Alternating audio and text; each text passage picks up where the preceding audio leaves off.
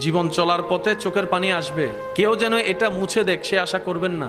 কারণ আজকাল মানুষের একটা এই চোখের পানি মুছে দেওয়ার ভিতরেও কেমন জানি কিঞ্চিত একটু অনেক মানুষের স্বার্থ, যেখানে স্বার্থ থাকে সেখানে কখনো মহাব্বত থাকতে পারে। তো কখনো যদি চোখের পানি চলেও আসে দুনিয়ার কোনো কারণে, বুদ্ধিমানের মতো একটা কাজ করবেন, যাই নামাজটা বিছিয়ে সিজদায় পড়ে যাবেন।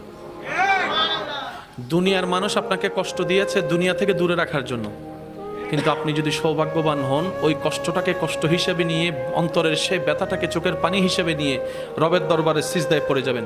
সে আপনাকে দুনিয়া থেকে আলাদা করতে চাইছে, দুনিয়ার চোখে ফেল করাতে চাইছে, কিন্তু আপনার এই বুদ্ধিমানের ধৈর্যশীলের কাজ, আপনার সিজদায় পড়ে যাওয়া আপনাকে রবের রহমতের এমন কাছে নিয়ে যাবে।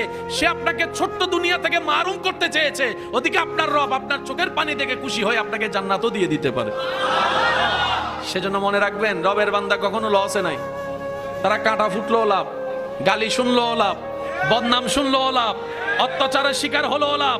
কারণ বুদ্ধিমানরা বলে দুনিয়া তো চোখের পলকে একদিন, ইজা জুলজিলাতিল আরদু জিলজালাহা ওয়া আখরাজাতিল আরদু আসকালাহা, একদিন তো এমনি শেষ হবে, অমনেও শেষ হবে, জান্নাত তো শেষ হবে না, জান্নাত তো শেষ হবে না। আল্লাহ দুনিয়া দরকার নাই, জান্নাতে আমাকে ঘর দিও, তারাই সফল হয়ে যায়। সুবহান।